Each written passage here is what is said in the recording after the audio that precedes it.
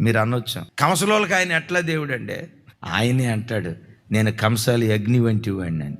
చాకలోళ్ళకి ఎట్లా దేవుడు అండి? నేను చాకలి సబ్బు వంటి వాడిని అంటాడు. రాజులకి ఎట్లా దేవుడు అండి అంటావా? నేను రాజులకు రాజుని అంటాడు.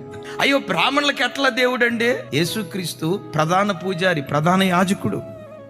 మా కాపులకు దేవుడు కాదండి అని అంటావా?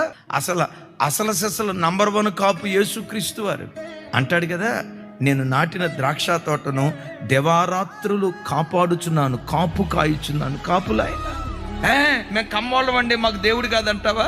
ఆయన మాటే కమ్మదనం. మేము మాదిగోళ్ళం అండి, యేసు ప్రభు మా దేవుడు కాదంటావా? దండోర వేసిందే బైబిల్. ప్రపంచంలో ఎన్ని జాతులు ఉన్నాయో, ఎన్ని కులాలు ఉన్నాయో, నాసిక రంధ్రాలలో ఊపిరి ఉన్న ప్రతి మనుషునికి యేసే యేసే యేసే నిజదేవుడు.